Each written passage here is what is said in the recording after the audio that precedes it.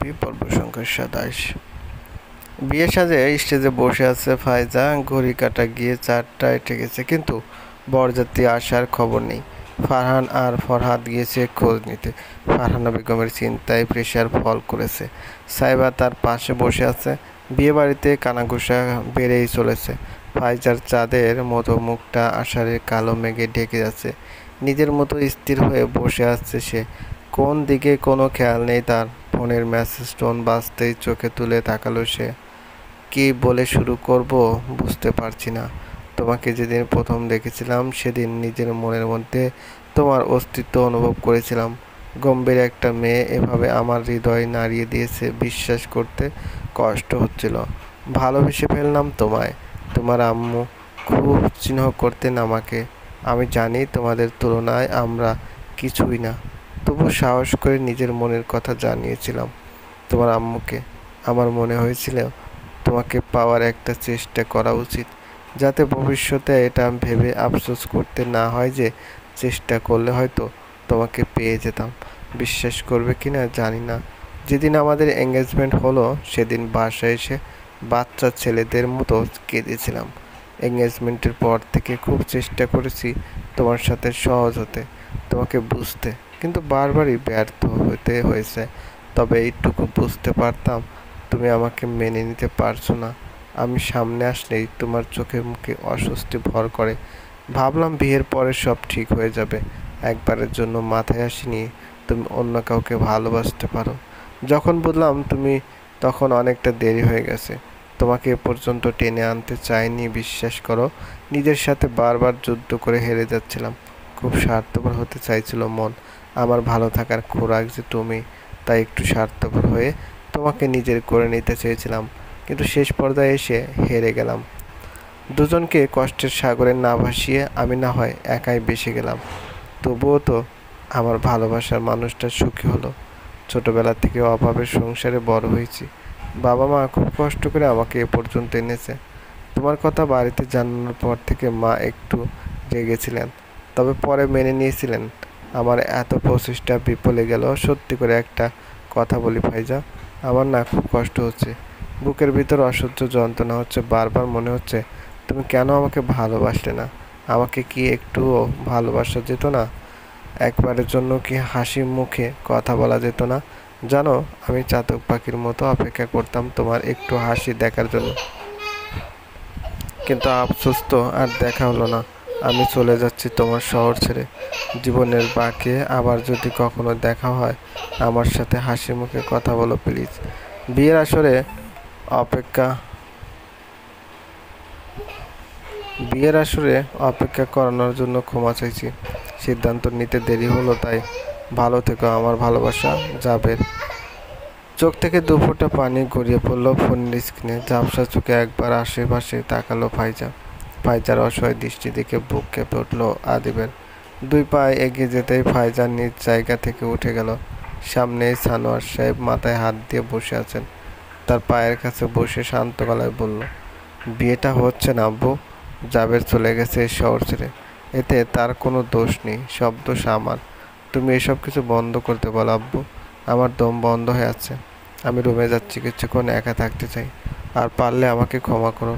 আমার ভুলের জন্য আজ তোমাদের এত অসম্মান হতে হলো। সানোয়ার সাহেব অসহায় চোখে তাকিয়ে আছে মেয়ের দিকে। ফাইজার সব কথা না বুঝলেও এতটুকু বুঝতে পেরেছে যে বিয়েটা আর হচ্ছে না। মেয়ের বিধ্বস্ত মুখের দিকে তাকিয়ে বুক চিনচিন করে উঠছে তার। সবাইকে খাইয়ে সসম্মানে বিদায় দাও আদিব। বিয়েটা হচ্ছে না, আর এ নিয়ে আর কোনো কথা শুনতে চাই না।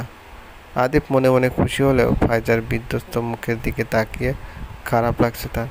তবে প্রিয়সীর সব কষ্ট ভালোবাসা দিয়ে ভুলিয়ে দেবে সে, তাই আর মাথা ঘামালো না। এমনিতেই মেয়ের বয়স বেশি, তার উপর আবার বিয়ে ভেঙে গেল। এই মেয়েকে আর কে বিয়ে করবে? এত টাকা পয়সার নাম ডাক দিয়ে কী হবে? সেই তো ছেলে বিয়ে করবে না বলে বরযাত্রী নিয়েই এলো না। নিশ্চয়ই এই মেয়ের কোনো সমস্যা আছে। শুধু শুধু তো আর বিয়ে ভাঙেনি। দেখো গিয়ে কার সাথে কি ইটিস পিটিস ছিল। ফারহানের মুখ রাগে লাল হয়ে আছে। এই মহিলাদের কথা শুনে তাতে যেন ঘি পড়ল। অগ্নি চোখে তাদের দিকে তাকাতেই ফরহাদ তাকে সামলে নিল। বাদ দে ভাই, এদের কাজই হচ্ছে বলা, বলতে দে। এখন এদের কথায় পাত্তা দেওয়ার সময় না। ফাইজুকে সামলাতে হবে। ওর এখন আমাদেরকে দরকার। এদের জবাব সময় মতো এরা পেয়ে যাবে।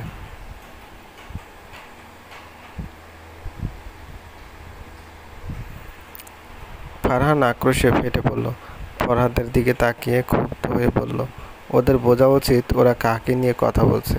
আমার বোনের দিকে আঙুল তোলার সাহস পেল কোথায় এরা?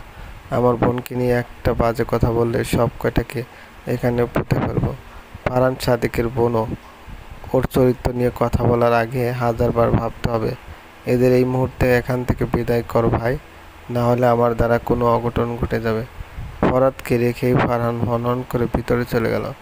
কমিউনিটি সেন্টারে অলরেডি খালি হয়ে গেছে, হাতে গোনা কয়েকজন আছে। এতক্ষণ যারা ফায়জাকে নিয়ে নানা ধরনের মন্তব্য করছিল, তারা ফারহানের রক্তিম চেহারা দেখেই কেটে পড়েছে। ফায়জা তখন সানোয়ার সাহেবের সাথে কথা বলে বেরিয়ে গেছে এখান থেকে। ফারহান বাকি সবাইকে পাঠানোর ব্যবস্থা করে সানোয়ার সাহেব আর ফারহানা বেগমকে নিয়ে গাড়িতে উঠল।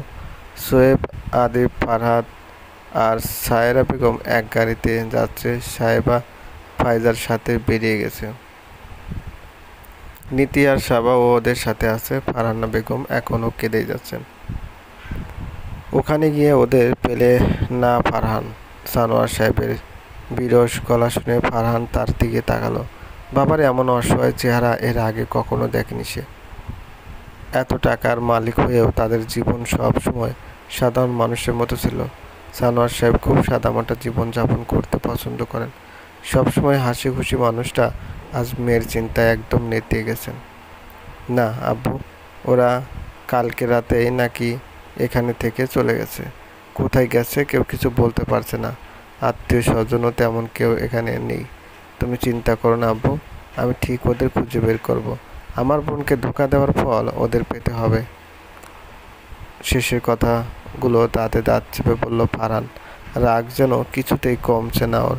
না জানি ফাইজা কি অবস্থায় আছে। এইসব ভেবে ভেবে মাথা খারাপ হওয়ার জোগাড়। এখন তাড়াতাড়ি বাসায় পৌঁছাতে হবে। বোনকে দেখার আগ পর্যন্ত শান্তি পাবে না সে। ফারহানের আগেই ফরহাদের বাসায় পৌঁছে গিয়েছে। গাড়ি থামতেই হুড়মুড় করে বেরিয়ে বাসার দিকে ছুটল ফারহান। বোনটা ঠিক আছে তো? এই চিন্তায় অস্থির হয়ে যাচ্ছে সে। একে একে সবাই গাড়ি থেকে নেমে বাসার দিকে চলে গেল। একে একে সবাই গাড়ি থেকে নেমে বাসার দিকে চলে গেল। আদিব ড্রাইভিং সিটে বসে আছে। এখনও এই মুহূর্তে বাসায় যাওয়া যাবে না। এখন ঠান্ডা মাথায় অনেক কিছু চিন্তা করতে হবে তাকে। শুধু শুধু আমাকে রাগিয়ে দিলে শোনা, তোমার জন্য এখন কত কত ঝামেলা পোহাতে হচ্ছে দেখো তো। 50 লাখ টাকা দিয়ে তোমার ওই হতে হতে না হওয়া বরকে রাতারাতি গায়েব করতে হলো। তার উপর এত এত কাজ। ইস, হাত পা ব্যথা হয়ে গেছে। এখন যদি গিয়ে দেখি তুমি বরের শোকে ঘরে দৌড় আটকে মরা কাদা কাচ্ছ, তাহলে তোমাকে 7 তলা থেকে ফেলে দিতে আমি একবারও ভাববো না। Get ready for be mine. চলবে। গল্পটি ভালো লাগলে অবশ্যই লাইক করবেন, কমেন্ট করে জানিয়ে দেবেন।